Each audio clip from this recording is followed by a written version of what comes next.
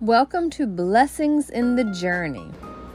What does an off-the-grid Thanksgiving look like? Well, let's see. You have to start with your morning brew and list to do. Go ahead, get you some soapy water to wash your hands with, prep items, and get going with that turkey first.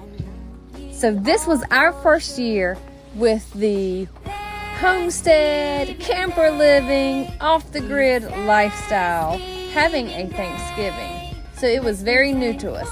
We had always cooked a turkey in the oven before, but a camper oven just is not big enough. So we got a rotisserie grill. I prepped the turkey very similar to how I normally do with herbs and citrus fruits. I had to tie it up this time though, since it was going on a rotisserie. We always have the dogs around. There's Miss Tiny jumping in across the video. My son was very inquisitive about that red dot. And just so you know, we did take that timer out because we didn't think it would be good to have plastic in on the grill.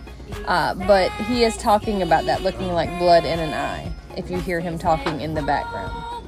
So part of our experience today with stuffing the turkey and twining it was quite interesting.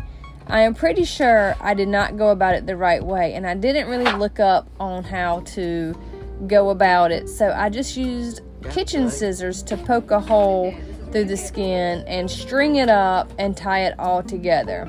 Again, I don't think that was the right way, but it was what worked for us. So the way I like to do my turkeys, like I said, I use herbs and fruits.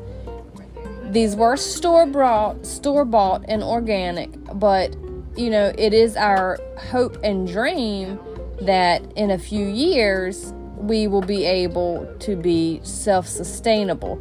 So we hope to have an orchard with fruits, and I did have some herbs in the garden, but these were things that had been planted at our old home and I was able to bring with us. Unfortunately, we got here very late in the year, and it was just such a big deal getting out here and getting set up, and somehow our tiller messed up when we moved. I think the motor seized up because it probably tipped while being carried in the back of a trailer out here. So we really couldn't get the soil ready for gardening. And like I said, there was just so much we had to do, like getting the hand pump well and outhouse were like priorities over a garden.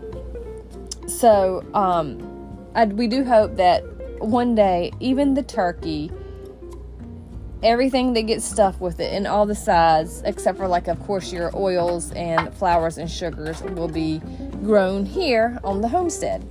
But, you know, for our first year out here, that just did not happen, and that's okay.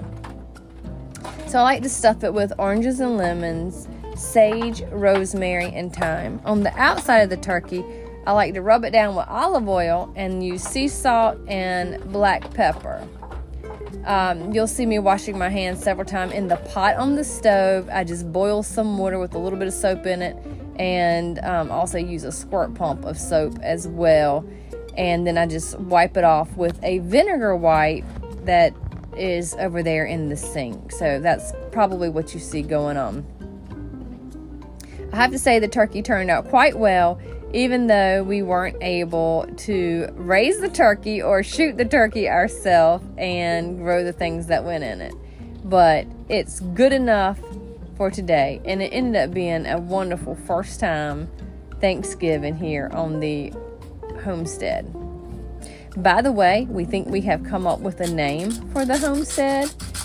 We're thinking Silver Creek Homestead. How does that sound, guys? Do y'all like that? Silver Creek Homestead. I think it has a ring to it. My husband had come up with Silver Creek Farms at first, and I was like, let's do Homestead. So, I don't know. What do y'all like? Do you like Silver Creek Farms? Do you like Silver Creek Homestead? Do you like neither one of them? Do you like both of them? Put in the comments which one you think sounds better. We'll see which one, if either of those we end up going with, but it'd be cool to get some feedback. So, after getting this turkey ready, it got to go on the grill. And here are some pictures and videos of us getting this thing going. Like I said, it was our very first time rotisserieing a turkey on a grill. We thought we were going to do it over the wood fire pit, but we could not find a rotisserie spit anywhere, so that just didn't happen. This was all we could find locally. My son and husband were responsible for keeping an eye on that bird. So back in the camper, I am working on some side dishes. This year for Thanksgiving, we had collards, cranberry sauce, mac and cheese, and chive baked potato biscuits. The way we came up with our menu was we sat at the table and we all named something we wanted to have. Oh, I'm sorry, we had sweet potatoes too. So my youngest son loves bread. He asked for bread, so that's where the biscuits came in. And my older son, he asked for macaroni and cheese. And you know, you guys, we eat a little bit different. We all have food sensitivities, food allergies, preference diet. So when I say mac and cheese and biscuits, just know that it's probably not even what you're envisioning.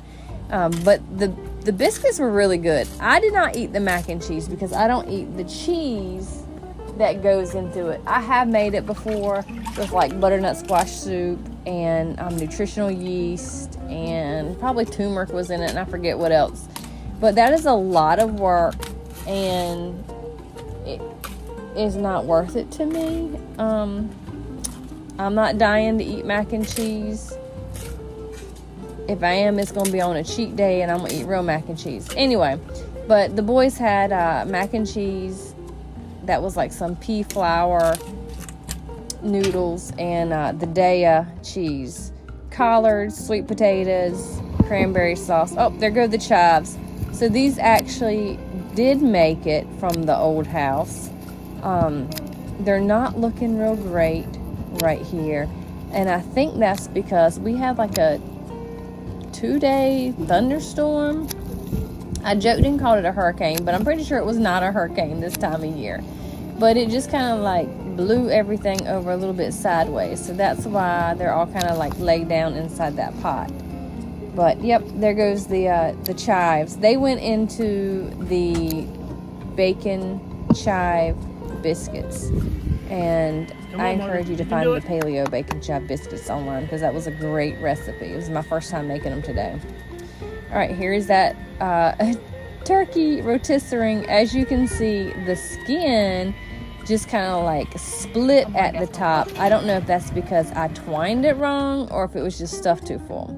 There's the cranberry sauce, mac and cheese. Let me tell you about that cranberry sauce. It's a really good recipe. It's just cranberries, maple syrup or coconut syrup, and orange juice or apple juice. I kind of use the organic blended juice, and it's really good. So delicious. One of my favorites. My husband loves it. The turkey, keep it on roasting. This was about the end of it. It took about 3 hours for it to finish, and we actually ate the sides and some meat off the wings while it was finishing cooking. All right, this is the total spread. Your Audi maple butter and some marshmallows for the sweet potatoes. The dairy-free, gluten-free mac and cheese, cranberry sauce, the collards, and here are the bacon chive biscuits I was telling you about. And I put a little bit of vegan cheese on top for my kids. And we ended with movie night.